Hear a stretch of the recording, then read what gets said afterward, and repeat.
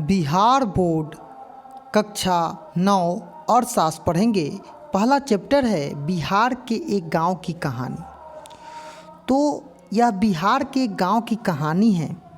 यहाँ पर इस फोटो में, इस चित्र में दिखाया गया है हमारी अर्थव्यवस्था।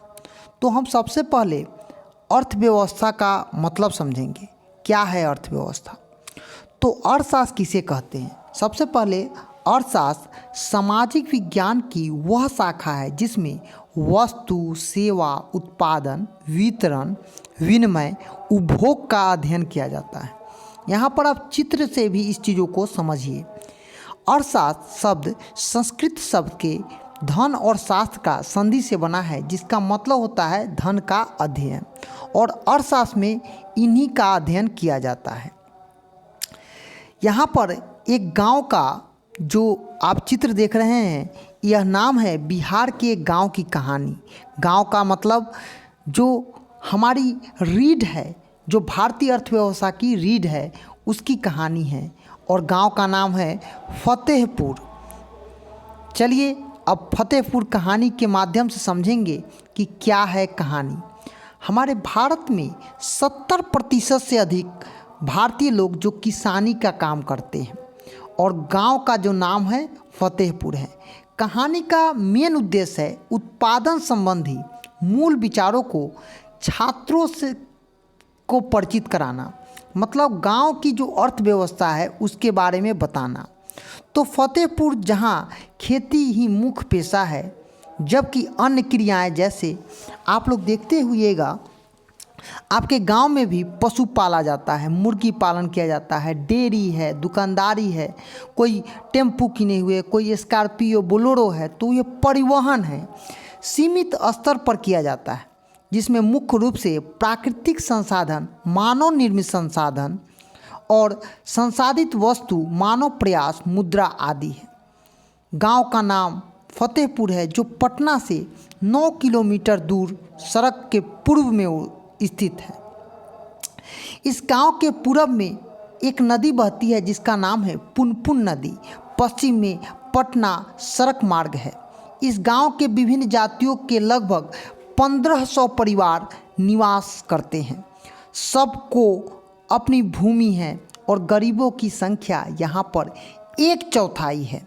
इस गांव में बिजली के लिए एक पावर ग्रिड भी है।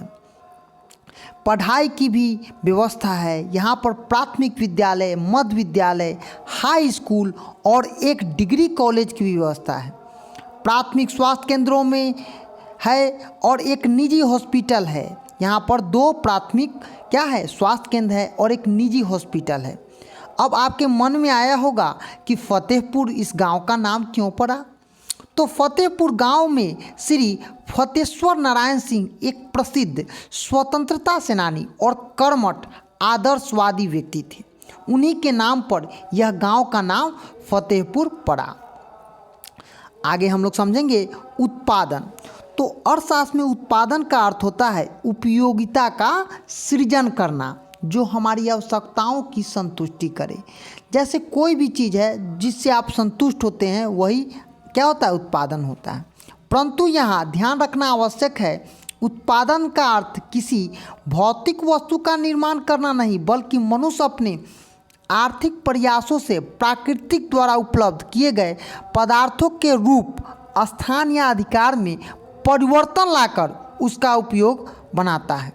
आर्थिक दृष्टि से हम इसे ही उत्पादन कहते हैं। जैसे कोई बढ़ई कोई लकड़ी को काट छाट कर टेबल या कुर्सी बना देता है, ये क्या हो गया? उत्पादन हुआ। पेड़ तो एक था, लेकिन उसको काट छाट कर अगर बना दिया तो ये क्या? उत्पादन हो गया। आगे है उत्पादन के साधन। तो उत्पादन तथा सेवाओं के उत्पादन के लिए कुछ संसाधनों की आवश्यकता पड़ती है, जिसे हम उत्पादन के साधन कहते हैं। उदाहरण स्वरूप अन्न उपजाने के लिए भूमि, हल, बैल, बीज, मजदूर, सिंचाई, दवाई आवश्यक है। उसी तरह से कारखानों में उत्पादन के लिए भूमि, मकान, मशीन, मजदूर, पूंजी, संगठन, बाजार इत्यादि का सहयोग होता है। यहाँ पर हम लोग उत्पादन के निम्नलिखित 5 साधन हैं: भूमि, श्रम, पूंजी, व्यवस्था, संगठन, श्रम का साहस। और यहाँ पर एक कोट भी किया गया है प्रोफेसर मॉर्सल द्वारा, भूमि का मतलब केवल जमीन की ऊपरी सतह से नहीं वरन उन सभी पदार्थों तथा शक्तियों से है जिन्हें हम प्राकृतिक के मानव की सहायता के लिए भूमि, जल, वायु, प्रकाश और गर्मी के रूप में निःशुल्क प्राप्त करते हैं। यहाँ पर एक और चीज़ दिया गया है, भौतिक संसाधनों का निर्माण में प्राकृतिक अत्यधिक दोहन होता है। जैसे एक मकान के निर्माण में अनेक वृक्षों को काटा जाता है। आप देखते हुए कहीं भी मकान बनता है तो वृक्ष को काट दिया जाता है। यहाँ पर फतेहपुर में जो भूमि की स्थिति है उसको बताया गया है। तो फतेहपुर की खेती उत्पादन के प्रमुख क्रिया, यहाँ काम करने वाले 75% लोग की आजीविका खेती पर निर्भर है। किस चीज़ पर निर्भर है? खेती पर निर्भर है। यहाँ पर भूमि मापने की इकाई हेक्टेयर में दिया गया है। भारत के सभी गाँवों में उच्च स्तरीय सिंचाई व्यवस्था नहीं है और नदी मैदानों के अतिरिक्त हमारे देश में तटीय क्षेत्रों में अच्छी सिंचाई नहीं है। इसके विपरीत पठार क्षेत्र जैसे दक्षिण के पठार में सिंचाई कम होती है। देश में आज भी कुल कृषि के 40% से भी कम क्षेत्रों में सिंचाई की व्यवस्था है। शेष क्षेत्रों में खेती मुख्यतः वर्षा पर निर्भर है और इसे हम जुआ भी कहते हैं। आगे है श्रम।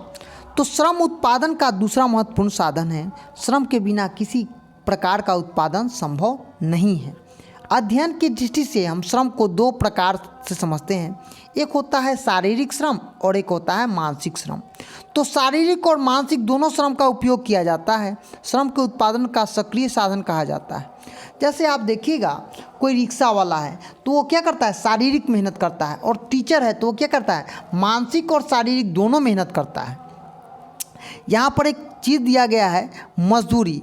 तो राष्ट्रीय आय का वह हिस्सा जो श्रमिकों को उसके श्रम के लिए दिया जाता है, अर्थात श्रम के उपयोग के लिए दी जाती है कीमत, जिसको हम प्राइस कहते हैं, कहलाता है। जो श्रम शारीरिक या मानसिक हो सकता है। आप किसी से कोई काम करवाते हैं तो क्या करते हैं? उसका एक मजदूरी, एक राशि देते हैं।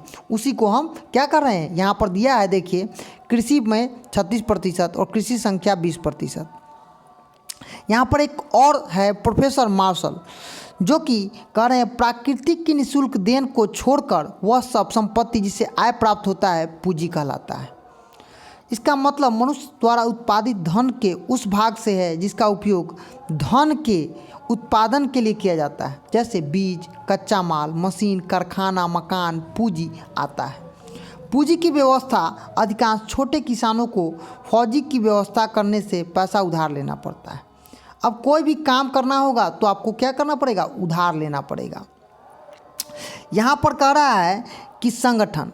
तो भूमि, श्रम, पूंजी उत्पादन के साधन है, लेकिन उत्पादन के लिए आवश्यक है कि एकत्रित कर उत्पादन कार्य में लगाया जाए। कार्य की विशेषता व्यवस्था और संगठनकर्ता द्वारा किया जाए।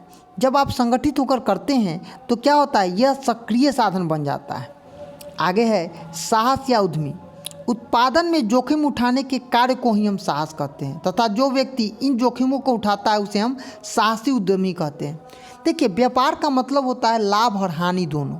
तो यहाँ पर जो साहसी व्यक्ति होता है वो घबराता नहीं है। यहाँ पर ग्राफ में भी आप देखिए, भूमि है, साहस उद्यमी है, उत्पादन है, संगठन है, पूंजी है, श्रम है। कोई भी काम करने के लिए, हमें प्रोडक्शन करने के लिए, कोई माल बनाने के लिए क्या चाहिए?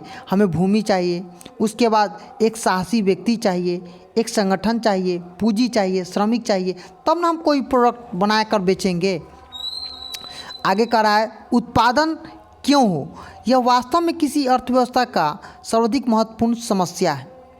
इसका कारण यह है कि हम किसी भी वस्तु के उत्पादन को घटाकर दूसरे वस्तु के उत्पादन को कर सकते हैं। जैसे हम उन्हें ऊपर देख हैं कि देश की सीमित संसाधन कई प्रकार के प्रयोग करते हैं। उदाहरण के लिए, एक अर्थव्यवस्था में उपलब्ध भूमि में चावल, गेहूं, मकई आदि खाद्य वस्तुओं का उत्पादन कर सकते हैं। उत्पादन के साधनों को कई प्रकार से प्रयोग किया जाता है। अच्छा, आप समझिए कि कहीं चावल हो रहा है तो उसमें हम मकई का खेती कर लिए तो इससे उत्पादन क्या होगा? प्रभावित तो होगा ही। आगे कह रहा है उत्पादन के साधनों की महत्ता। तो उत्पादन का और उपयोगिता का सृजन, रूप उपयोगिता, स्थान उपयोगिता, समय उपयोगिता, स्वामित्व का उपयोगिता, सेवा की उपयोगिता और ज्ञान का उपयोगिता। जब ये सब मिल जाएगा तो उत्पादन क्या होगा? अच्छा होगा। इस प्रकार उत्पादन के साधन सापेक्षिक महत्व के संबंध में निश्चित निर्णय नहीं ले सकते हैं।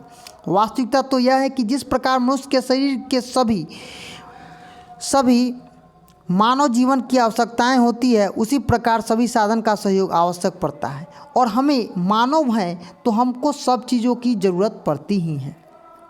आगे है वस्तु और सेवाओं का वर्गीकरण। वह तो कई प्रकार के होते हैं और अर्थव्यवस्था में अनेक प्रकार की वस्तु और सेवाओं का उत्पादन होता है। इन वस्तुओं को हम दो वर्गों में विभाजित करते हैं, उपभोग की वस्तु और उत्पादन की वस्तु। तो उपभोग की वस्तु जिसका प्रत्यक्ष रूप से मानवीय आवश्यकताओं की संतुष्टि के लिए उपयोग किया जाता है, मतलब मानव की जो उपभोग है, जैसे देखिए भोजन, वस्त्र, मकान, पुस्तक, कलम, रेडियो आदि उपभोग की वस्तु है। यह वस्तु जो प्रकार के हैं, एकल प्रयोग किया जाता है और टिकाऊ वस्तु दूसरा होता है। टिकाऊ वस्तु खाद्य पदार्थ इत्यादि उपभोग टिकाऊ वस्तु है जिनका हमारी आवश्यकताओं की संतुष्टि के लिए केवल ही एक बार प्रयोग किया जाता है। यहाँ पर बताया गया है जो आपको ग्राफ में है। भविष्य में गांव में गैर कृषि उत्पादन क्रियाओं में वृद्धि होती है।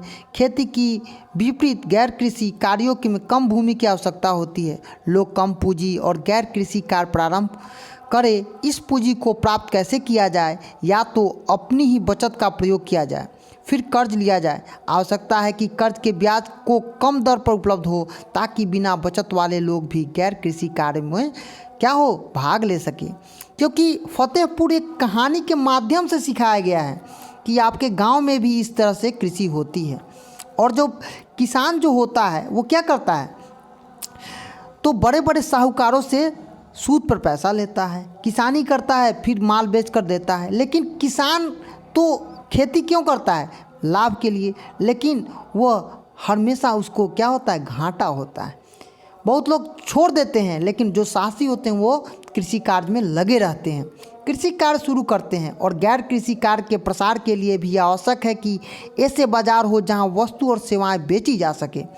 फतेहपुर में हमने देखा कि आसपास के गांव में, कस्बे और शहर में दूध, गुड़, गेहूं आदि उपलब्ध है। जैसे जैसे गांव, कस्बों और शहरों में अच्छी सड़क, परिवहन, टेलीफोन, इंटरनेट आदि से जुड़ जाएगा, भविष्य में गांव में भी गैर कृषि उत्पादन क्रियाओं के अवसर बढ़ेंगे। और यह वीडियो बिहार के एक गांव की जो कहानी है उसके माध्यम से उन परिदृश्यों को दिखाते हुए आर्थिक क्रियाओं को समझाने की कोशिश की गई है। यह एक उदाहरण के रूप में प्रस्तुत किया गया है जो फतेहपुर गांव का है, और इसमें आर्थिक क्रियाओं का बड़ा ही अच्छे ढंग से समझाने की कोशिश की गई है। यह वीडियो आप न्यू एजुकेशन पॉइंट के तरफ से देख रहे हैं, और इसका आपको प्रश्न उत्तर भी अगले वीडियो में मिलेगा। तो अगर आपको इसी तरह से यह पढ़ना है तो कृपया लाइक करें, सब्सक्राइब करें और शेयर करें। धन्यवाद। जय हिंद, जय भारत।